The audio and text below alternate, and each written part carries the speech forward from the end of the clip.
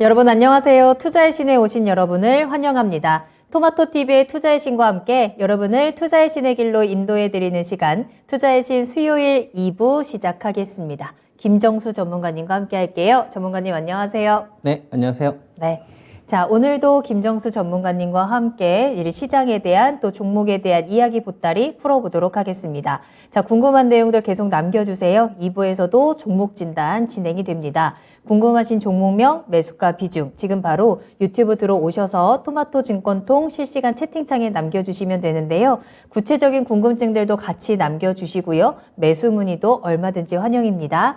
자, 그리고 전화 상담 계속해서 열려 있습니다. 02-325-8200번. 325-8200번으로 지금 바로 문의 전화 주시고 김정수 전문가님과 함께 재밌는 이야기 많이 나눠주시길 바랄게요. 자, 그러면 2부 시작하면서 여러분들과 다시 한번 간단하게 인사 나눠볼 텐데요. 전정희 님께서 정수 전문가님 안녕하세요 라고 하시면서 출석 체크해 주셨고요. 자, 그리고 반올림 100% 님께서도 2부 출석 어디 안 감이라고 하셨는데 어디 안 가고 자리 딱 지키고 계신 거죠.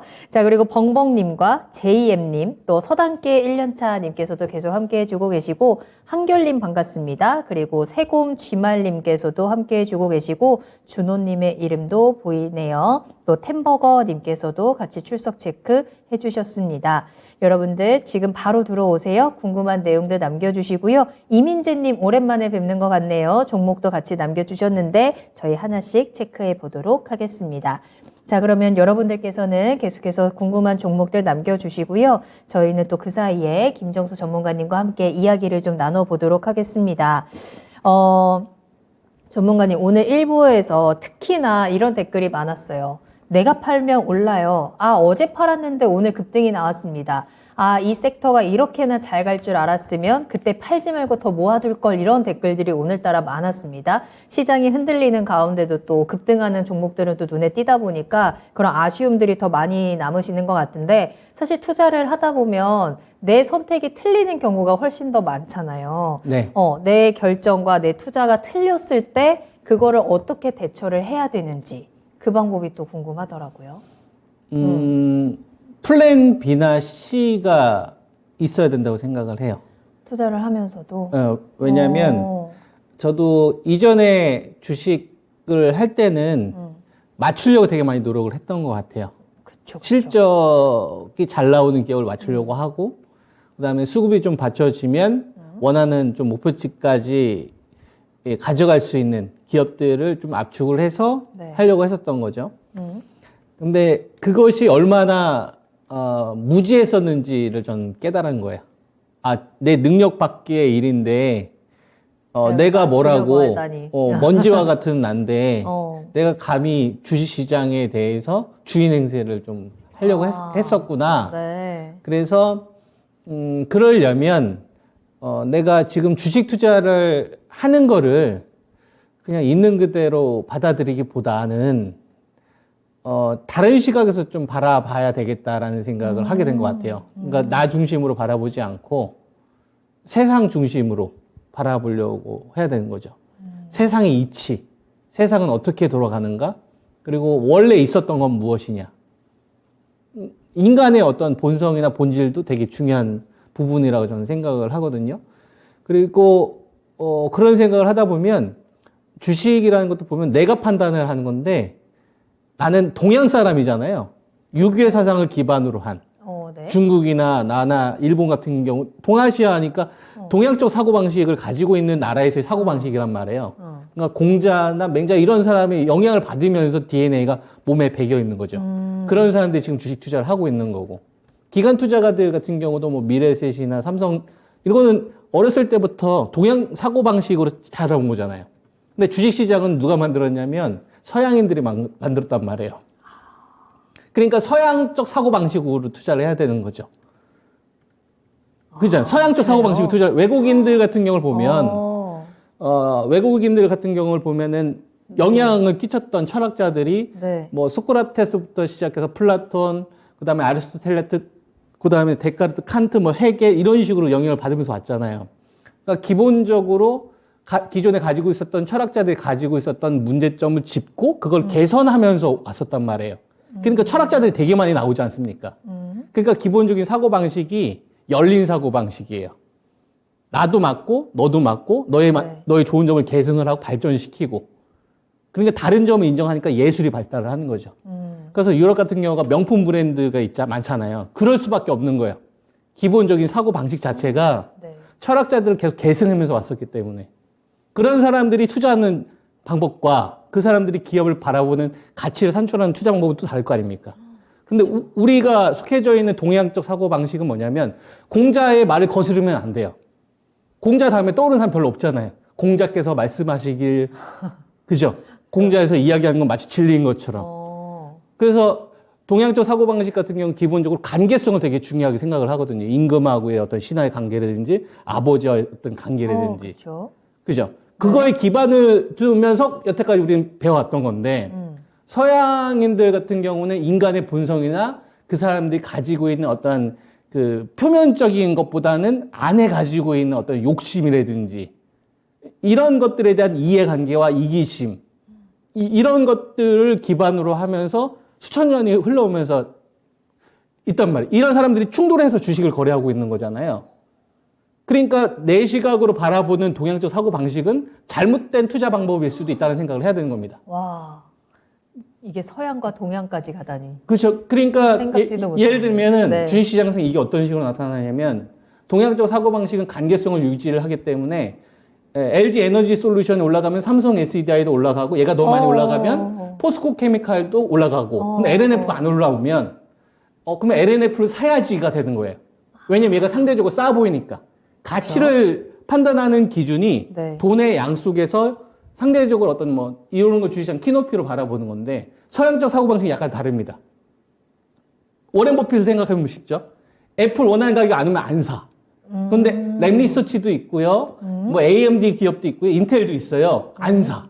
난 그냥 TSMC나 그냥 애플 사든지 안 주면 안 사. 이런 마인드예요.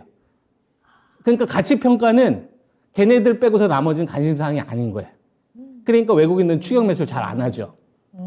그래서 LG 에너지 솔루션이 있고 LNF가 많이 안 올라왔으면 LNF를 동양적 사고방식을 가지고 있는 기관 투자자는 사는 경향이 강한데, 외국인들은 차라리 그냥 LG 에너지 솔루션 원하는 가격 올 때까지 기다릴래. 이런 사고방식일 거예요. 와. 이런 게 충돌이 돼서 이제 하나 더 붙는 거죠. 개인 투자가들이 붙는 거란 말이에요. 이게 유동성의 규모를 파악을 하는 거고. 그러니까 나 중심으로 이 기업을 바라보게 되면 자본주의에 잡아먹힐 수가 있는 거죠. 그래서 이제 그거에서 좀 벗어나기 위해서는 기본적으로 내가 틀릴 수 있다라는 생각을 항상 해야 된다. 틀리게 되면 공격적일까요? 보수적일까요? 보수적이게 돼요. 네. 그리고 이 현금을 사용하는 게 있어서 굉장히 기하게 되고, 좋은 기업에만 집중하려고 노력을 하게 되고, 성향 자체가, 생각의 출발 자체가 좀 다르게 진행이 되는 거죠. 그리고 지금 같은 구간에서 호재나 이런 거 절대 안 들어가요. 오히려 폭락을 기다리거나 원하는 가격이 올 때까지 좀 기다렸다가 현금을 투입하는 걸 좀 고려를 하고, 그러면 내가 틀릴 수 있다라는 생각을 하니까 다양성이 나오는 거예요. 내가 오르면 한 가지 전략밖에 안 나와요. 바이오는 무조건 갈 거야. 배터리는 끝도 없이 갈 거야. 반도체 무조건 갈 거야. 내가 맞으니까. 그쵸. 틀리면 이게 싼데 안 갈 수도 있겠네. 그러면은 배터리를 먼저 먹고 있어야지. 반도체를 먼저 먹고 있어야지. 게임을 조금 더 매매해야지가 되는 거예요. 다양성이 나오죠. 그러니까 아까 이제 앵커님께서 이제 말씀하시기에 내가 생각한 거와 다른 어떤 전략이 나왔을 때 어떻게 해야 되느냐? 그러면 표면적인 것. 플랜 B도 있고 플랜 C도 있고 플랜 D도 가져야지. 이걸 보지 말고 그 전에 뭐 해야 되겠어요? 출발 자체, 내 정신의 출발 자체가 달라야 되는 거예요. 그러네. 아, 나는 틀릴 수 있다. 난 틀릴 수 있다. 근데 좋은 기업은 싸게 살 수도 있다. 이런 마인드. 그러면 가만히 있어도 뭐가 돼요? 자연스럽게. 다양성으로 가기 위한 생활 습관이나 어떤 방법들을 찾게 되겠죠. 그러면 중요한 것만 하게 돼요. 쓸데없는 거 안 하게 되고. 그게 실질적으로 플랜 B, C를 세우기는 데 있어서 가장 중요한 저는 출발이라고 봅니다. 네. 투자를 하면서 철학적인 사고가 필요하다라는 건 정말 저는 전문가님 만나고 이제 처음 깨닫게 되는 내용들인데 내가 시장에서 너무나도 작은 존재라는 걸 우리는 모두 인정을 해야 될 것 같고요. 내 생각을 고집하기보다는 시장의 주체가 어떤 생각을 하는지 그 생각을 읽으려는 노력도 필요할 것 같습니다. 자, 그리고 내가 맞는 경우보다 틀린 경우가 더 많다라는 걸 우리 모두가 너무 잘 알고 있잖아요. 내 선택이 틀릴 수도 있다라는 걸 우리는 미리 감안을 하고 틀렸을 경우에 내가 어떻게 행동을 할 것인지 그 대응 전략들도 우리는 조금 더 구체적으로 세워 나가면서 이 시장을 이겨 나가야 될 것 같습니다. 자, 지금 여러분들의 종목들 가운데 내 생각과는 다르게 움직이고 있는 종목들이 있으신가요? 내가 생각했던 게 뭐가 틀렸는지 그것도 아직은 나는 잘 모르겠다 하시는 분들도 있을 것 같아요. 자, 그 생각을 저희가 같이 가치관을 또 만들어 가도록 하겠습니다. 궁금하신 내용들 남겨주세요. 어떤 게 맞았고 어떤 게 틀렸는지 그 다음에 전략을 어떻게 짜면 되는 건지 지금 김정수 전문가님과 함께 이야기 나눠보도록 하겠습니다. 유튜브 들어오시고요. 유튜브에 종목명, 매수가, 비중 남겨주시면 저희가 그에 대한 이야기 꼼꼼하게 나눠볼 거고요. 전화상담 02325-8200번도 활짝 열려 있으니까요. 지금 바로 전화 주시길 바라겠습니다. 자, 그 사이에 또 많은 분들 출석 체크도 해주고 계시는데 도트님께서 저도 계속 자리 지키고 있어요 라면서 인사 나눠주셨고요. 이성근님 안녕하세요. 반갑습니다. 동동님께서도 함께 해주고 계시고요. 준호님께서 비중이 너무 약해서 진단은 못 받겠어요 라고 하셨는데 비중 약한 거 전혀 상관없습니다. 단 1%만 가지고 있어도 괜찮으니까 궁금한 종목들 자유롭게 남겨주시길 바라겠고요. 방구석 챔피언님 오셨네요. 나우이즈님도 함께 해주고 계십니다. 자, 그리고 매수하고 싶은 이 종목들도 남겨주세요. 내가 이 종목 매수하고 싶은데 어떤 철학으로 어떤 사고력을 가지고 이 종목에 접근을 해야 되는지 같이 이야기 나눠보도록 하겠습니다. 자, 그러면 종목 진단 출발합니다. 첫 번째 종목은요. AD 테크놀로지 살펴볼 거고요. 유튜브에서 JM님께서 남겨주셨네요. 매수가는 19,500원이고요. 비중은 10% 담으셨습니다. 추가 매수해서 중기로 가져가도 될까요? 라는 댓글도 같이 남겨주셨는데 AD 테크놀로지 오늘 뭐 말 그대로 난리가 났죠. 급등을 하면서 22,950원까지 올라옵니다. 자, 추가 매수도 생각을 하고 계시는데 AD 테크놀로지 조금 더 비중 늘려가면서 수익 챙겨갈 수 있을까요? 일단 AD 테크놀로지가 왜 올랐는지를 알아야 될 것 같아요. 그쵸, 그쵸. 예를 들어서 이토마토에 우리가 지금 여기 속해져 있는 이토마토 있잖아요. 이 방송국이 삼성 쪽으로부터 투자를 유치받는 거예요. 예를 들면. 네. 그래서 걱정하지 말고 네. 방송 쭉 해. 삼성에서 너희들한테 적극적으로 지원을 해줄게. 이렇게 되면 이토마토의 값어치는 확 높아지겠죠. 높아지죠. 그죠? 네. 근데 그게 설인 거예요. 예를 들면. 그냥. 네, 그렇다고 그게 거짓말도 아니에요. 삼성이라는 기업에서, 좀 M&A 쪽으로 좀 덩치도 키우고 싶고, 남은 현금을 활용을 해서, 기존에 가지고 있는 비즈니스를 더 강화하기 위해서, 똘망똘망한 업체들을 이렇게 후보로 뽑고 있었습니다. 예를 들면. 근데 증권방송을 봤더니 한국경제도 있고, 이토마토도 있고, 매일경제도 있는데, 이토마토가 그나마 좀 가능성이 높다라고 이렇게 형성이 된 거예요. 이렇게 되게 되면, 뭐가 생성이 되는 거냐면 펀더멘탈 개선보다는 기대감이 좀 선반영돼서 움직이는 거죠. 근데 그렇다고 해서 그 얘기가 거짓말은 아니잖아요. 실제로 액션 시행이 되고 있으니까. 근데 들어오는 돈은 뭘로 오는 거야? 기대감으로 들어오는 거죠. 코인하고 똑같은 겁니다. 코인 같은 경우도 펀더멘탈 움직이지 않고 앞으로 더 갈 거다라고 생각하는 자금들이 들어오거나 호재가 현실성이 있다라고 생각하면은 그때는 유동성의 힘에 의해서 올라가는 거잖아요. 지금 AD 테크놀로지가 그런 거예요. 삼성전자가 M&A와 관련돼서는 꾸준히 좀 밝혔고, 더군다나 우선 후보가 이 팹리스 관련된 업체들이라고 볼 수 있거든요. 거기에 이제 가장 탑에 있는 업체다 보니까 실적도 괜찮고, 그러니까, 시장 투자가들의 입장에서는, 이런 기업들이 지금 시장에서 딱 먹잇감이 되는 거죠. 그래서 쉽게 죽기는 어려운. 이 루머가 너무 부정적이거나 좀 말도 안 되는 루머면은 그냥 뭐 한 귀로 듣고 한 귀로 흐르겠는데 약간 현실성에 가깝거나 충분히 타당하다라고 생각할 수 있는 요인들이기 때문에 네. 저는 쉽게 무너지지는 않을 거라고 보는 거예요. 근데 그렇다고 해서 실체가 있는 건 아니잖아요. 그쵸. 그러니까 이제 본질은 알아야 되는 거예요. 기대감으로 의해서 형성되는 거구나. 그럼 이런 기대감이 꺾이게 되면 가격에 상관없이 그냥 바로 빠져나올 생각을 해야 되는 거고, 이 기대감이 유지가 되는 한 현재 시장에서 좀 대안이 될 수 있겠구나라고 생각을 하셔야 될 것 같아요. 그러니까 우선순위를 여기다 둬야 되는 거죠. 기대감의 생성 여부, 붕괴 유무를 판단을 좀 해야 된다. 네. 그래서 이 주식은 오늘 거래량이 대규모로 동반이 됐는데 이게 1,700억 정도가 터진 거예요. 평균적으로 거래대금이 한 50억에서 70억 정도 움직였던 기업이 10배도 넘게 터진 거란 말이에요. 그럼 불난 거잖아요, 거래대금이.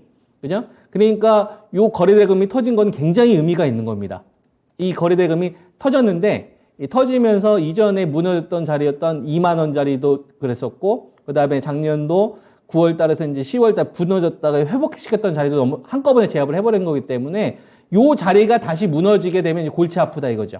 기대감이 무너질 수도 있겠구나라는 의심을 한번 하라 이겁니다. 그래서 AD 테크놀로지의 기대감이 유지가 되고 있는 그 기준으로 제가 2만 원으로 제시를 하겠습니다. 그러니까 2만 원이 붕괴되기 전까지는 매도 신호는 안 나오고 네. 상승에 대한 에너지가 계속 남아 있는 거예요. 이렇게 이제 보시면 되고, 그 다음에 직전 고점이 24,000원 정도에서 이번에 좀 맞고 밀렸는데, 위쪽 요 가격을 좀 돌파하는 거는 앞으로 이제 거래량이 계속 증가하느냐 여부가 되게 중요합니다. 그러니까 AD 테크놀로지의 이전의 거래대금 추이를 잘 보시면 얼마 정도가 나오냐면, 오늘 1,700억인데 그 전에 한 100억, 120억 이 정도 나왔단 말이야. 좀 붙으면 한 230억. 그러니까 요렇게 기준을 세우면 되겠죠. 거래대금이 한 200억에서 한 300억 정도 유지가 되면은 아직 매도할 필요는 없는 거예요. 일평균 거래대금이. 거래대금이 터지기 전에 한 50억에서 한 100억 미만이었으니까. 근데 거래대금이 만약 100억 미만으로 좀 떨어진다. 그러면 그때는 추가 매수를 하는 게 아니라 오히려 조금 이제 그때는 이제 오히려 비중이 좀 줄기 시작을 해야 된다. 그래서 체크해야 될 투자 포인트는 두 개. 홀딩 기준, 익절 기준. 이 기준이 이제 2만 원을 제가 제시를 해드리고, 그리고 이 상승 에너지가 계속 진행되는 거를 가격으로 잡지 말고 유동성, 거래대금으로 기준을 잡으셔라. 그래서 100억 미만에 떨어지면 그때부터 좀 빠져나올 생각을 하시고, 이렇게 의견 드리겠습니다. 지금은 근데 AD 테크놀로지가 이런 기대감 때문에 올라가잖아요. 근데 채팅창에서 준호님이 AD 테크놀로지가 실적은 잡히나요? 라고 하셨는데, 지금 이렇게 기대감이 강하게 작용하는 상황에서는 실적에 대한 리스크는 지금은 주가에 그렇게 크게 반영이 되지 않을까요? 이렇게 생각을 하시면 될 것 같습니다. 실적을 논할 때는 네. 존폐 여부를 보는 거예요. 존폐요. 그러니까 실적이 발목을 잡을 거냐. 그쵸. 이 기업한테. 네. 그러니까 M&A가 되면 기업이 완전 달라지는 거잖아요.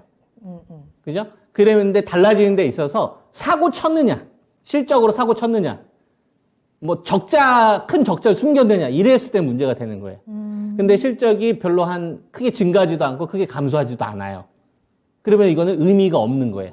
실적이 우선순위가 아닌 거예요. 근데 만약에 M&A와 관련된 이런 이슈가 없어요. 그럼 네. 그때는 실적이 중요하죠. 근데 요거보다는 지금 우선순위가 달라진 겁니다. 그러니까 왕자님을 만나면 어떻게 돼요? 가난한 백설공주가 왕자님을 만나면 어떻게 돼요? 신분 상승하잖아요. 알바 안 해도 되잖아요. 네. 설거지 안 해도 되지 않습니까? 그런 상황인 거예요. 근데 왕자님을 못 만나면 어떻게 해야 돼요? 다시 알바로 가야죠. 설거지 하러 가야 되는 거지. 그죠? 그런 상황인 거예요. 네. 좋습니다. 자, AD 테크놀로지가 오래오래 행복하게 살았습니다라는 동화로 끝날 수 있을지, 그 왕자님과 같이 좀 손을 잡을 수 있을지 여러 가지 기대감들이 지금 가득한 상황입니다. 그 기대감이 오늘 주가를 또 강하게 끌어올렸는데요. 우리가 앞으로도 이 주가가 계속해서 상승에 대한 여력이 있을 것이냐라는 부분은 거래대금을 체크해야 된다라고 말씀해 주셨어요. 거래대금이 200억 이상은 나와야 합니다. 자, 그리고 이 기대감이 계속해서 유효하게 작용을 하느냐라는 그 라인은 2만 원이니까요. 그 부분들 잘 체크를 하시면서 수익을 조금 더 챙겨갈 수 있는 대응 전략 확인하시길 바라겠습니다. 자, 김정수 전문가님과 함께하고 있습니다. 궁금한 내용들 남겨주세요. 비유가 너무 찰떡이다 라고 또 말씀해 주셨는데, 정말 김정수 전문가님의 진단을 들으시면 조금은 헷갈리고 조금은 아리송했던 것들도 이 정말 찰떡 같은 비유와 또 정말 이 안에 있는 여러 가지 이야기 보따리들로 인해서 확실하게 방향성 잡아드릴 수 있거든요. 궁금한 내용들 남겨주세요. 어떤 종목이든 좋습니다. 손실이 너무 많이 나서 부끄러워요? 아니면 너무 지금 수익을 보고 있는 구간인데 올려도 될까요? 어떤 것이든 다 괜찮거든요. 고민하지 마시고 궁금하다면 과감하게 용기 내서 남겨주시길 바라겠습니다. 채팅창 열려 있고요. 전화 상담 02325-8200번도 열어두도록 할게요. 자, 다음 상담입니다. 이번에는 야후님이 올려주신 종목 살펴볼 거고요. 현대미포조선입니다. 매수가 8만 원이고 비중 5% 담으셨어요. 좀 더 기다리려다가 담았는데 비중을 좀 더 늘려도 괜찮을까요? 라면서 남겨주신 종목입니다. 조금만 더 기다릴 걸 하는 생각이 드실 것 같아요. 기다리지 못하고 8만 원에서 잡으신 이후에 주가가 한번 좀 출렁했죠. 어제 오늘 그래도 다시 한번 좀 반등하는 모습이 나오고는 있는데요. 앞으로 어떻게 가져가는 게 좋을까요?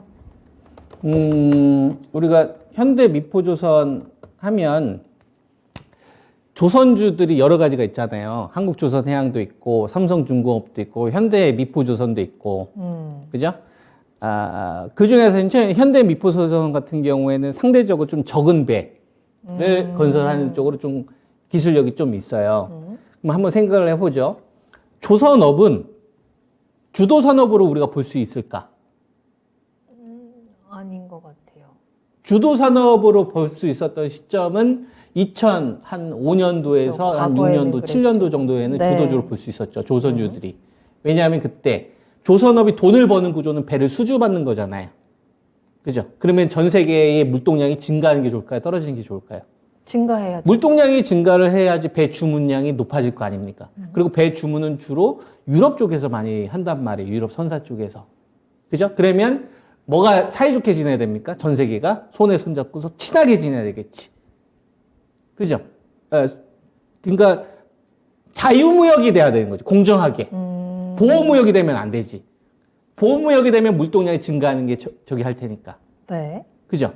그러니까 2005년도나 2006년도, 2007년도만 하더라도 그 당시에 푸틴은 좀 얌전했고, 그리고 시진핑 전에 장제스나 후진타오 같은 경우에는 어떤 상황이냐면 미국하고 친하게 지내자형 이런 스타일이었다고. 내가 형들한테 안 개길게. 이런 스타일이었단 말이에요. 기본 태도가. 네. 중화 사상을 많이 강조하지 않았어요. 미국 패권? 우리는 아시아에서 패권. 한때는 우리가 전 세계 짱이었어. 한번 붙어볼까? 이게 중화 사상이에요. 힘세면 너 괴롭혀도 되지. 내가 너보다 힘센데. 너 나한테 조공 바쳐. 이게 중화 사상이에요. 한민족이 네. 가지고 있는. 근데 장제스나 후진타오 같은 경우에는 덩샤오핑의 영향을 받았기 때문에 일단 잘 먹고 잘 사는 게 먼저다. 정책이었어요. 사회주의였지만. 그러니까 미국의 입장에서는 눈에 거슬릴까요? 거슬리지 않을까요? 거슬리죠. 거슬리지 않죠. 안 거슬린다고요? 후진타오나 장제스 때는. 우리만 잘 살자. 그렇죠. 중화 사상을 강조하지 않았으니까. 오케이. 그러니까 그때는 미국이 중국을 많이 견제하지도 않았다고. 그래, 어느 정도 성장해, 냅둬. 그러니까 전 세계가 어떻게 됐어요? 자본주의와 사회주의가 어느 정도 약간 조화를 이루었죠. 자본주의적 성격을 가지고 있는 사회주의가 중국의 밑바탕에 깔려 있었고, 그리고 러시아 같은 경우도 1990년도 후반에 모라토리엄 요 이후부터 가난했기 때문에 잘 보여야 됐다는 상황이었단 말이에요. 그러니까 전 세계에서 뭐가 돕니까? 물동량이 증가를 하죠. 그때의 조선이 호황을 유지할 수 있었던 근본적인 원인이 전 세계가 사이좋게 지냈기 때문에 그런 거예요. 그리고 이게 하나 포인트가 있는 거고, 두 번째 포인트는 뭐가 있었냐면 그때는 중국이 기술이 없었어요. 조선을 만드는 기술. 배를 만들고 싶은데 그래서 평화로웠구나. 평화스러웠죠. 그래서 대우조선 해양이나 옛날에 이거 그 쌍용차 기술 유출 사건도 있었잖아요. 그때는 네. 자동차도 못 만들었다고. 그래서 현대차나 기아가 높은 밸류 유지를 할 수 있었죠. 그죠? 그러니까 그때는 뺏기는 거에 있어서 준비하는 과정이었기 때문에 조선하면은 대한민국 코리아가 1등인 거예요. 전 세계에도 사이좋게 좋아. 그러니까 실적이 증가하면은 밸류에 탁탁 반영이 되죠. 그러니까 높은 밸류를 유지할 수 있었다 이거예요, 그때는. 근데 지금은 공정한 자유무역이 뭐로 바뀌었어요? 보호무역으로 바뀌었죠. 사이좋게 안 지내. 맞아요. 그리고 배를 잘 만드는데 네. 중국이 적다 수주를 가끔 가다가 해. 그렇지. 그러니까 똑같은 실적이 증가를 하더라도 요때보다는 낮은 밸류 유지하는 게 저는 맞다라고 보는 겁니다. 돈이 중요하게 생각하는 가치는 이거다. 그래서 실적을 추정하고 매출이 증가하는 걸 보는 거는 동양적 사고방식, 학습에 기반한 사고방식인 거고, 제가 말씀드리는 거는 본질적인 어떤 중요하게 생각하는 어떤 가치를 말씀을 드린 거예요. 그거를 바라봤었을 때 조선업이 다시 우리나라 시장에서 주도 산업으로 가는 거는 굉장히 어렵지 않겠느냐라는 게 제가 보고 있는 시각이고, 그래서 실적보다는 네. 실적의 증가 추세보다는 새로 수주를 받는 거 이런 것보다는 그냥 폭락상 때만 사자한 마인드입니다. 지수 정도는 수익률이 항상 나올 수는 있으니까. 저는 이런 관점이. 아니면은 성격을 바꿔야 돼요. 조선업의 어떤 주력 사업을 LNG로 완전히 싹 다 바꾸든지 다른 어떤 뭐 배터리로 가는 것처럼 새로운 사업을 하나 더 해주든지 포스코 홀딩스처럼 주력 사업을 좀 주도 산업 쪽으로 좀 숟가락을 얻든지 이런 식의 행위를 좀 해야만 조선업에 대한 근본적인 레벨업이 가능하지 않겠느냐. 이렇게 보는 거죠. 그런 시각으로 바라보면 현대미포조선은 지금 현재 5% 있는데 15% 이상 가져가는 건 반대 의견이다 이거예요. 주도 산업이 아니니까. 이런 걸 일단 먼저 기준으로 제시를 해드린 거예요. 그러면 여기서 이제 뭘 할 수 있냐면은 얘를 15% 이상 담으면 안 되겠구나가 딱 쓰는 거예요. 무슨 일이 있어도. 그리고 비싸게 사지 않아야 같은 게 딱 가치잖아요. 그쵸, 그쵸. 근데 여기 없으면 실제로 다음을 살 것 같다 이거. 그러니까 이런 게 되게 중요하다 이거예요. 그래서 15% 이상은 전 담지 말자라는 의견인 거고요. 그 다음에 이 주식을 보면 자 1월 달에 터닝 포인트가 나왔던 시점이 73,700원 정도 돼요. 여기다 제가 한번 선을 그어보겠습니다. 지금 요때는 코스피 지수가 2181대예요. 요때는 코스피 지수가 2181대입니다. 요때는 2181대예요. 요때는 여기다 요 비교를 한번 해줄까요? 자, 여기다가 현대 미포조선을 보면 자, 요때 1월달 요때는 코스피 지수가 2181대예요. 그리고 나서 2500대까지 갔어요. 그죠? 근데 지금 그래서 2417이면 2100 한 80에서 그래도 한 10% 올라와 있는 거 아닙니까? 그쵸. 근데 얘는 거의 직전점 수준인 거죠. 반등도 별로 없었고. 그럼 이건 우리가 뭘로 해석할 수 있을까요? 조선 업종 내에서도 순위가 밀려버리는 겁니다. 그러면 추가 매수를 하는 거에 대해서는 별로 메리트가 있지 않다. 차라리 직전 저점을 깨가지고 완전히 가격적인 메리트를 확 주든지 아니면 차라리 이 박스권을 벗어나서 잃어버렸던 밸류를 찾아오든지 이렇게만 해야 된다 이거죠. 그래서 저는 추가 매수를 한다면 차라리 직전 저점 깨가지고 대형 악재가 나올 때를 기다려라. 그래서 평균 단가를 완전히 싸게 사는 시점? 그때 한 5% 정도만 하고 지금은 추가 매수하지 말고 5% 가지고 있는 물량으로만 대응을 해라. 추가 매수하시는 거 전혀 안 나온다. 만약에 하고 싶다면 아래쪽에서 기준을 세우지 마시고 위쪽 81,000원을 넘어가는 거 본 다음에 차라리 그때 한 5% 추가를 하셔라. 지금은 추가 매수할 자리가 아니다. 이렇게 의견 좀 드리겠습니다. 그래서 제가 이제 대응 전략 제시해드린 데 있어서 두 가지 포인트를 알려드린 거예요. 첫째, 주도 산업이 아니니까 맥스 15% 이상은 애초에 담을 생각을 하셔는 안 된다. 이게 첫 번째 제일 중요한 거고요.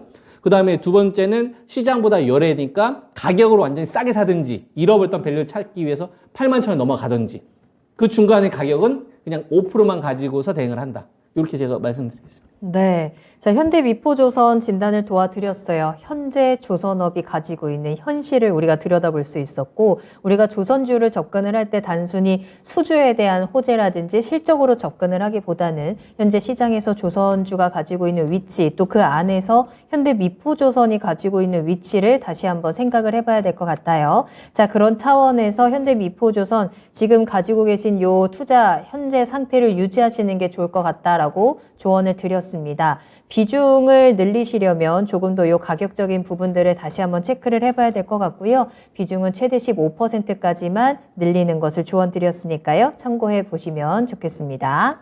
자, 계속해서 김정수 전문가님과 함께하고 있어요. 여러분들 종목 많이 남겨주시길 바라겠습니다. 어떤 종목이든 좋고요. 어떤 궁금증이든 좋습니다. 바로바로 저희 채팅창과 전화상담으로 이야기 나눠주시길 바라겠고요. 방구석 챔피언님께서 정수쌤 나오면 무조건 봐야죠 라면서 또 함께해 주셨는데 오늘도 정말 좋은 이야기들 많이 담아가시길 바라겠고 유리님 오셨습니다. 노사신TV님과 또 솔리마르님께서도 함께해 주고 계시네요. 모두 감사하고요. 종목에 대한 정보들 계속 전해드리겠습니다. 자, 다음으로 만나볼 종목은요. 하나솔루션입니다. 벙벙님께서 남겨주셨고요. 매수하신 가격은 41,400원. 오늘 매수하셨다고 해요. 비중은 2% 가지고 계시는데 버려야 할까요? 라고 남겨주셨어요. 오늘 매수하시자마자 조금 불안하시기 때문일까요? 버려야 되는 건지 지금 고민을 바로 하고 계시는 상황인데 하나솔루션은 계속해서 좀 하락을 합니다. 여러 가지 좀 우려가 섞인 전망들, 리포트들도 좀 나오고 있기는 한 것 같아요. 이번 주 내내 좀 계속해서 파란색 불이 강하게 나타나고 있고요. 오늘도 4% 넘게 떨어집니다. 41,100원까지 내려와 있는 상황인데 손절을 해야 되는 걸까요? 아니면 조금 더 수익을 챙겨갈 수 있을까요? 하나솔루션은 어떻게 보세요? 뭐 지금 딱 경계선에 있는 것 같아요. 여기다 추세를 한번 좀 그어보도록 하겠습니다. 네. 추세를 좀 그으면 중장기 딱 추세 하단에 딱 부딪히는 자리잖아요. 지금 시점을 보면. 네네. 요거에서 깨면 직전 저점 확 무너지는 거고. 그죠? 그러면은 새로 이제 N자 하락이 확 열려버리는 이런 자리인 거고. 요걸 지켜지게 되면 저점을 높이는 거니까 기술 반등을 좀 노릴 수 있겠죠. 좀 경계선에 있는 이런 좀 자리거든요. 그래서 이번 주가 좀 중요할 것 같아요. 하나솔루션이라는 기업하고 이제 산업에 대한 이야기 하면은 또 시간 많이 잡아먹을 겁니다. 이것도 할 얘기 제가 많은데, 하나 그룹이 네. 지금 어떤 식으로 운영을 하려면, 첫째하고 둘째, 셋째, 요 관계를 알아야 돼요. 근데 요거 얘기하다 보면 아마 시간이 길어져가지고, 제가 나중에 자세하게 얘기를 해줄게요. 그래요? 핵심은 뭐냐면, 네. 하나 그룹은 이전에 주력이었었던 산업들 있잖아요. 요걸 지금 다 어디 쪽으로 가냐 하면은, 태양광, 여기에 올인을 했었던 상황이에요. 그래서 모든 활약이 하나 솔루션 쪽으로 다 이전에 진행이 됐었지. 이걸 진행하기 위해서. 그래서 대한생명 같은 경우 현금도 다 이쪽으로 다 돌리고 그랬었다고. 성과를 만들어주기 위해서. 근데 태양광이 지금은 좀 괜찮아졌죠. 특히 이제 미국 쪽에서. 이제 하나그룹이 그쪽으로 좀 잘 준비를 했었기 때문에. 근데 산업이 잘 안 커지는 거예요. 효율성이. 이 시간이 지금 한 10년이 넘게 지났거든요. 그래서 지금 하나그룹에서는 고민이 많아요. 그래서 이걸 어느 쪽으로 풀려고 하냐면은 방산 쪽으로 옮기려고 합니다. 그러니까 완전 주력은 태양광이었었단 말이에요. 근데 이거를 지금 방산 쪽으로 무게중심을 옮기려고 하고 있거든. 네. 그래서 만약에 하나그룹 쪽으로 한다면 네. 저는 태양광 쪽에 대한 비중을 점차 줄이고 차라리 똑같은 조정이나 등락이 나오려고 한다면 태양광이 아니라 방산 쪽으로 포인트를 해라. 그룹의 주력이 좀 바뀌려고 하고 있다. SK그룹도 주력이 바뀐 거 아시죠? SK그룹 하면 지금 뭐가 주력입니까? SK 온 생각나는데요. SK 배터리도 배터리, 있죠. 네. SK 주력이 배터리 반도체, SK 하이닉스, 그 다음에 바이오지약. SK도 SK 바이오사이언스, 바이오팝 되게 많잖아요. 근데 그 이전에 주력은 뭐였어요? SK 에너지였고 SK 텔레콤이었잖아요. 맞아요. 주력이 바뀌었잖아요. 그런 경계선에 지금 하나그룹이 있어요. 그래요. 그래서 비율을 둔다면은 이제 방산 쪽에 대한 비중을 점점 높여줘야 되고 이렇게 해야 된다 이겁니다. 요런 거 이제 좀 재무로 들어가면 좀 더 복잡해지긴 하거든요. 이제 근데 이것도 설명하면 좀 시간이 오래 걸리니까 제가 말씀드리는 거예요. 여러분이 적당히 눈치채시기 바랍니다. 어쨌거나 주력이 좀 바뀌어가고 있다라는 거. 그래서 태양광 쪽 2% 있는 거예요, 지금? 네, 20%가 아니라? 오늘 살짝 들어가신 거예요. 그러면은 저는 비중 자체에 대해서는 큰 무리가 없기 때문에, 요런 의견을 좀 드립니다. 지금, 요렇게 추세선을 딱 그으시고요. 이 주식이 올지 안 올지는 잘 모르겠어요. 만약에 한 32,000원대나 33,000원대까지 말도 안 되는 하락이 한번 나온다. 그럼 차라리 저때 추가를 하세요. 네, 차라리. 요 정도는 전 매수를 해도 된다고 봅니다. 오면 하는 거고, 안 오면 방산 쪽 노리세요. 방산 쪽 급락 나올 때. 그쪽이 훨씬 더 낫고. 그리고 만약에 2% 가지고 있는데, 여기서 반등을 시도할 수도 있잖아요. 그쵸. 반등을 시도하면 요 추세랑 부딪히는 자리, 한 45,000, 6,000원 정도 됩니까? 요 자리에서 한번 끊어버리는 거지. 요렇게 대응 의견 드리겠습니다. 좋습니다. 네. 자, 하나솔루션. 이제 태양광보다는 우리도 방산에 좀 비중을 두고 투자 전략을 짜는 게 좋을 것 같고요. 그래도 지금 시청자님께서 비중이 크게 무리가 없는 상황이기 때문에 수익으로 나올 수 있는 대응 전략들도 체크할 수 있을 것 같아요. 지금이 딱 그 기준선에 있으니까 깨고 내려가면 추가 매수를 통해서 대응하시고요. 반등이 나온다라고 했을 때는 45,000원까지 목표가 보시고 대응하시면 되겠습니다. 자, 계속해서 상담 이어갈까요? 이번에는 전화로 이야기 나눠보겠습니다. 시청자님 안녕하세요. 안녕하세요. 수고 많습니다. 안녕하세요. 반갑습니다. 예. 네, 요즘 시장 쉽지 않은데 잘 보내고 계신가요? 예, 그렇습니다. 예. 다행이네요. 자, 그러면 오늘은 어떤 종목 진단 도와드릴까요? 후성. 후성. 네, 매수가랑 비중. 12,000원에 20%. 12,000원에 20%? 오, 네. 그래도 수익 잘 일단 보고 계시네요. 아니, 차트가 좋아가지고, 보고 있었는데, 뭐, 갑자기 이제 많이 하락을 해서, 네네. 이 상태에서 이제 계속 그냥 가지고 갈까, 네네. 목표가를 얼마 정도 해야 될지, 그게 그래서 이제 궁금하세요. 고민이 돼가지고요. 네, 전화 너무 잘 주셨고요. 말씀하신 대로 후성이 오늘 갑자기 이렇게 많이 빠져가지고 예. 조금 불안하셨을 것 같은데 혹시 생각하고 계셨던 목표가가 있으실까요? 이게 한 28,000원까지 가고 해서, 맞아요. 네. 뭐 거의 바닥이다 해가지고 이제 일단 조금씩 모았었는데, 근데 이제 그 중간에 한번 그 물량이 많이 나오고 뭐 이래 해서, 네. 상향 곡선을 그리겠다 했는데 오늘 너무 갑자기 이제 꺾여가지고. 하락폭이 너무 세다 보니까 맞아요. 이 차트상으로 좀 뭐 저는 이제 그 부분으로는 좀 전문적인 그게 없다 보니까 앞으로 전망이 어떤가 싶어서 이제 전화를 드렸어요. 알겠습니다. 자, 오늘 왜 이렇게 빠졌는지를 일단 좀 체크를 해봐야 앞으로 다시 한번 좀 올라갈 수 있을지 그 부분을 확인할 수 있을 것 같아서요. 일단 김정수 전문가님 연결해 드릴 테니까요. 더 자세히 이야기 나눠보세요. 예. 네. 네, 안녕하세요. 안녕하세요. 수고 많습니다. 예. 예. 후성이라는 기업을 어떻게 좀 표현할까 제가 한번 고민해봤거든요. 이렇게 대화 나누시는 동안에. 다이소 혹시 아세요? 다이소? 다이소, 예. 다이소 가면 다 있죠. 웬만한 거. 생필품 관련돼서 웬만한 거 다 있잖아요. 그죠? 근데 그게 가성비는 좋은데 고급스럽지는 않잖아요. 그죠? 후성이 좀 다이소 같은 기업 같아요. 그러니까 반도체 관련된 특수가스 관련된 사업도 하고 자동차 관련된 이런 사업도 하고 그다음에 배터리 쪽 관련된 전해질도 하고 근데 그 하는 사업 자체가 그 분야에서 탑에 있기보다는 탑에 있는 업체들이 돈 많이 벌 때 우리도 좀 잠깐 숟가락 얹고 그다음에 배터리가 광풍돼서 양극재도 가고 동박도 가고 전해질 다 가면 누구 그다음에 안 가는 없냐? 그럼 저희요. 그러면 이렇게 한번 또 끼고 이런 식으로. 그러니까 후성이라는 기업은 실제로 하고 있는 사업 자체가 되게 여러 가지에 나누어지고 있는데 어느 한 분야를 특출하게 잘하기보다는 하나씩 테마가 형성이 돼서 이 돈을 밑에 있는 애들까지 다 뿌려줬을 때 한 번씩 튀는. 그러니까 사실적으로 좀 테마를 여러 개를 좀 뿌려놓는 이런 좀 성격의 주식이라고 보시면 됩니다. 그래서 후성을 가지고 거래하는 사람들이 펀더멘탈이나 실적에 연동돼서 투자하기보다는 야, 거기 좀 반도체 뭐 특수가스 관련돼서 뭐 좀 테마 좀 생성되냐? 유동성 좀 들어오냐? 아니면 배터리 좀 유동성 많이 좀 들어오냐? 전해질 쪽? 이런 걸 더 중요하게 본다 이거죠. 이게 뭐냐면은 기업하고 이 기업의 의도하고는 상관없이 시장에 참여하고 있는 투자가들이 바라보는 시각이 테마 성격으로 더 많이 바라보고 있다 이거예요. 그러면은 지금 배터리 관련된 섹터들 한번 볼까요?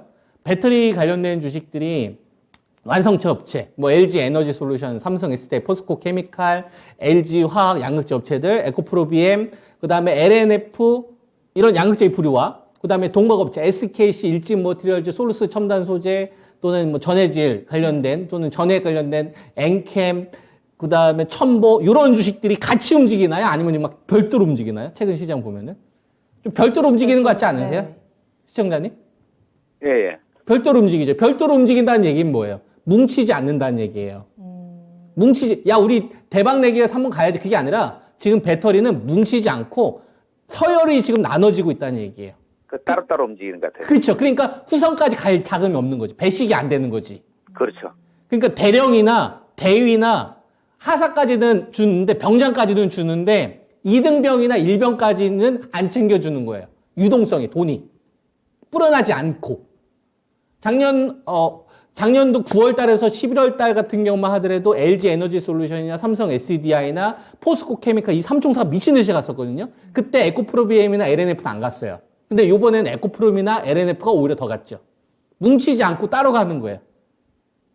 배급이 나눠지는 거지. 그러다 보니까 후성은 위에 있는 사람들이 다 먹어야 나한테까지 떨어지는데 나한테 떨어지지 않으니까 유동성이 메말라 버리는 거예요.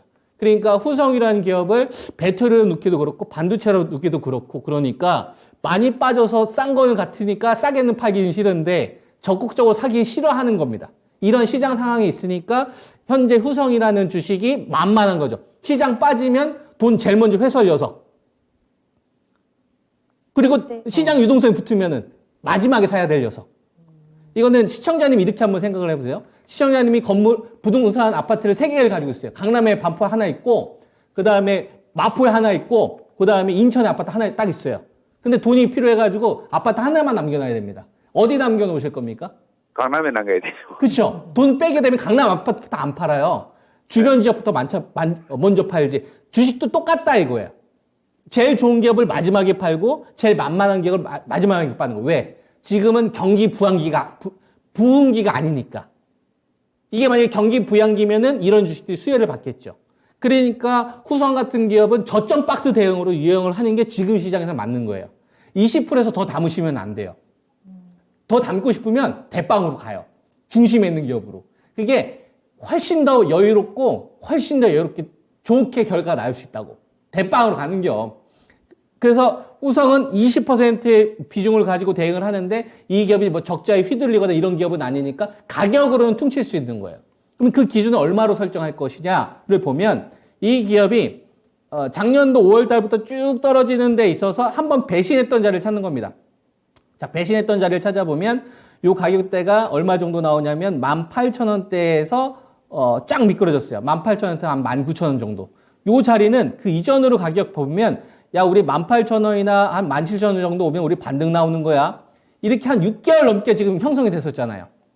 6개월 동안 형성이 됐는데 좋아. 18,000원이나 17,000원 우리 지지야. 약속한 거야. 시장이 안 좋든 말든. 그지? 근데 요 자리에서 무너졌어. 배신. 미안하다. 장대음목을 죽여버린 거야. 얘가 처음으로 배신을 때려버린 거지.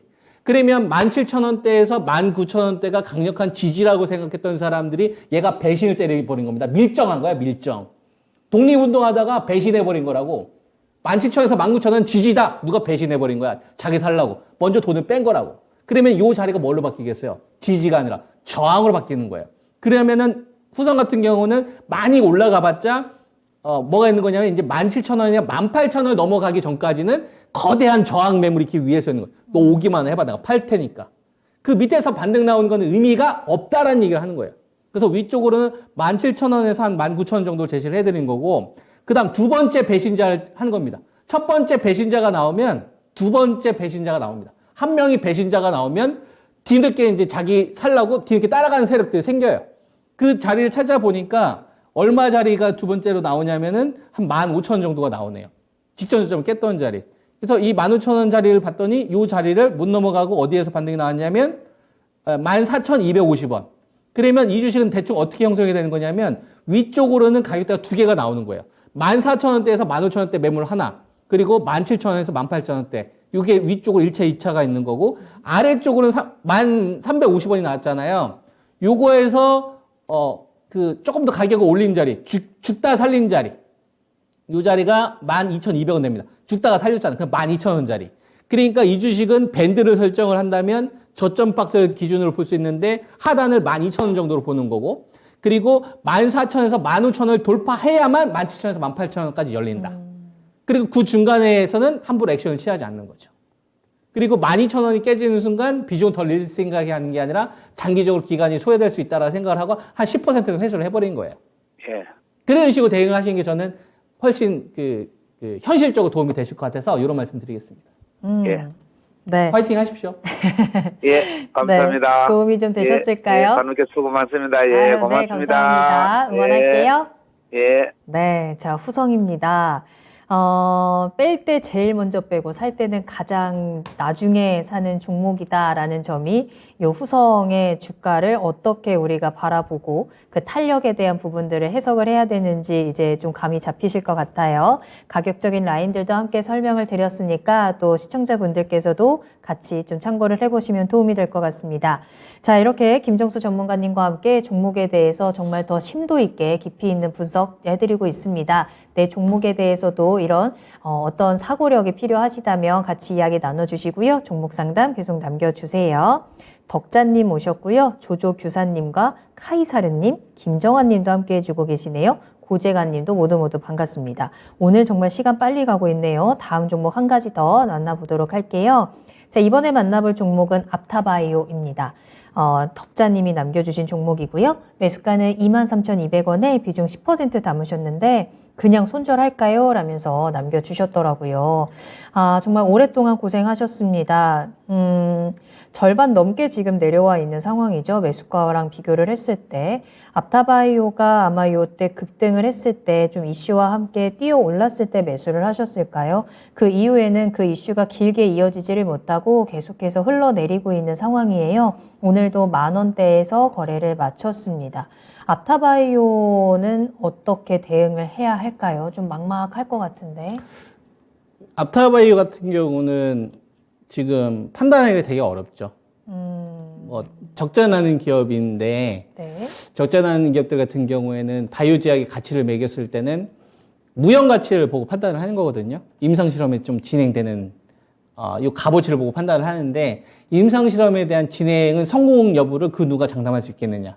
그쵸. 장담 못 하죠. 네. 그래서 이런 거를 어떤 식으로 투자를 하냐면, 서양적 사고방식으로 어떻게 그쵸. 투자를 하냐면, 네. 동양적 사고방식으로는 어떻게 투자하냐면은 ETF 상품으로 묶어서 투자해버려요. 기관 투자가들은. 그러니까 앞타바이오가 실패할 수도 있으니까, 요렇게, 근데 이런 애들은 대박이 나면 크게 나잖아요. 그래서 이런 것들을 한 10개면 10개, 20개면 묶어가지고 걔네들 한 100억씩 다 박아버리는 거지. 그 중에서 한 두세 마리만 터져도 대박 난다. 이게 이제 우리나라 국내 기관 투자가들이 운영하는 스타일인 거예요. 네. 그렇게 운영을 합니다. 그러니까 금융상품을 묶어서 투자를 해버리고, 그 다음에 미국 사람이라고 할 수는 서양. 없지. 유럽이나 이제 이쪽 같은 투자자들? 경우는 네. 투자하는 자체를 그냥 딱 분류를 해버립니다. 거기는 그냥 어떤 성격이냐면 배당 성격으로 투자하는 게 되게 많아요. 배당을 워낙 크게 주기 때문에. 화이자부터 시작해서 뭐 존스앤존슨이나 이런 머크나 이런 기업들, 릴리 같은 기업들은 배당금도 많이 주거든요. 그러니까 그냥 바이오 제약에 투자한다기보다는 배당 수익률이 훨씬 더 상회해버리는 거예요. 돈도 잘 벌고 30조씩 막 보니까 빅파마들이. 그러니까 우리나라하고는 좀 약간 성향 자체가 좀 다르게 그러네요. 투자가 되는 거죠. 네. 그래서 아마 삼바 같은 경우도, 삼성바이오 같은 경우도 미국 기업에서 봤을 때는 꼬맹이 같은 기업이라고 볼 겁니다. 시총 차이가 워낙 크니까요. 그래서 앞타바이오 같은 경우는 우리가 어떤 관점으로 바라봐야 되냐면, 얘를 주식으로 봐야 되느냐. 그러니까 주식에 대해서 물어봤잖아요. 네. 그래서 이걸 주식으로 바라보면 안 될 것 같은 거예요, 저는. 이것도 좀 시각이 다른 건데, 네.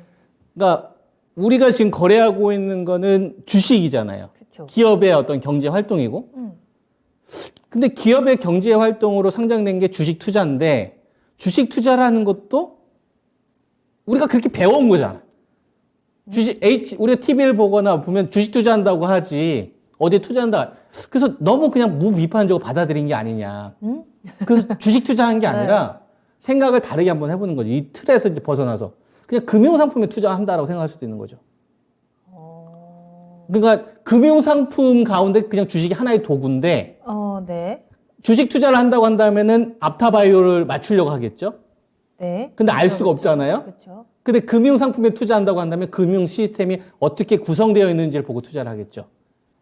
그럼 전략이 완전히 하늘과 땅 차이가 되겠죠. 이건 또 심오하네요. 그러니까 이제 제가 의견을 드린 네. 거는 네. 앞타바이오에 투자한다고 하지 말고 네. 바이오제약을 구성하고 있는 금융상품의 시스템에 투자하라는 얘기를 하는 거잖아요. 그 시스템에 베팅을 해라. 그러니까 앞타바이오 10%의 베팅을 해서 한 방을 노리거나 이걸 하지 말고 차라리 이런 애들 한 몇 개를 묶어가지고 한 종목에 1,000만 원 베팅하지 말고 100만 원, 100만 원, 100만 원, 100만 원 베팅하면 그거 자체가 하나의 ETF를 구성을 하는 거기 때문에 그러면 바이오제약 관련된 ETF 상품이 들어왔을 때는 성공 확률이 훨씬 더 높다 이거야. 그러면 10개 가운데 두세 개만 터져도 7, 8개가 손해가 나더라도 수익 나는 구조로 바뀐다. 투자하는 방법 자체를 다른 시각으로 한번 바라보는 거예요. 이런 의견을 좀 드린 이게 거예요. 바이오 섹터에 한해서 아니, 앞타바이오 같은 유형. 앞타바이오 같은 적자인데 잘 됐을 때는 대박인데 잘못되면 쪽박인 기업들 자체를 이들 기업 주식 투자한다고 생각하지 말고 금융 상품으로 생각에 전환을 해서 한 종목에 1,000만 원 베팅할 생각하지 말고 1,000만 원, 100만 원, 100만 원, 100만 원 베팅 해가지고 그 중에서 한 두세 개면 대박 나고 7, 8개는 깡통 나도 상관없다 이런 식으로. 그러면 성공해요. 왜냐하면 바이오제약이 보통 10개 가운데 한두 개 대박이 터지니까. 네. 그런 식으로 해야 된다고 봐요. 그러면 앞타바이오 23,200원을 빠져나올까요? 추가 매수할까요?를 어떤 식으로 바꿀 수가 있겠어요? 지금 이 종목에 들어간 돈이 예를 들어서 한 500만 원이면 한 뭐 1,500만 원 정도의 더 추가 매수할 자금이 있으면 네. 차라리 요연 유형을 3개를 묶어서 하나를 묶어서 하라 이거죠. 그래요? 제가 제시해드리고 싶은 와, 유형은. 너무 불안할 것 같은데. 아니 그게 더 우리가 더 안전해요. 그래서 네. 이건 이제 제가 건정하는 와, 겁니다. 그러니까 네. 변동성이 크거나 너무 큰 위험들은 치명적인 결과가 나올 수 있으니까 치명적인 결과가 나오지 않게끔 포트를 시스템 자체를 바꿔버리는 거죠. 이런 전략인 거예요. 이게 좀 어려울 수도 있는데, 네. 근데 조금 이제 반복해서 복기를 해보면 이제 제 의도가 전달이 될 겁니다. 그래서 앞타바이오가 가지고 있는 상태에서 지금 뭐 대응을 하자면 지금 현재 시점에서 중요한 가격으로 보이는 건 한 12,000원 정도 보여요. 그러니까 12,000원 밑에서는 안 보이고 12,000원을 회복해야만 그 다음에 기준 양봉을 세워서 전략을 제시할 수 있어요. 그래서 저한테 이제 의견을 물어본다면 이 주식을 어떻게 대응할까요? 지금은 신호가 없다. 12,000원 제압할 때까지 기다릴 수밖에 없다. 그러면 처음으로 기준 양봉이 세워지는 거다. 네. 그러면 그때부터는 좀 반등 목표를 제시해 줄 수 있다. 그러니까 지금 제시해 줄 수 있는 거는 12,000 기준 양봉 발생될 때까지 기다릴 수밖에 기다려요. 없다. 물량 더 늘리거나 줄이지 마라. 이런 의견입니다. 알겠습니다. 그 기다림의 시간이 진짜 쉽지는 않을 것 같습니다. 12,000원까지 온다고 하더라도 그 이후의 흐름을 확신할 수는 없는 상황이긴 하지만 일단은 지금은 아직까지는 대응의 타이밍이 아니다라는 점과 함께 12,000원의 양봉 시그널을 기다려보자라고 말씀을 해주셨고 덕자님이 지금 앞타바이오 가지고 계신 거잖아요. 덕자님이 그런 식으로 바이오 네 종목 똑같이 사서 함께 망했다. 네. 라는 댓글도 남겨주셨는데 네. 그렇게 내 나름대로 묶었는데 이 네. 네 종목이 다 안 갈 수도 있는 거잖아요. 다 안 갈 수도 있죠. 근데 근데 어떡해요? 여기서 구분을 또 잘해야 돼요. 잘 네. 보세요.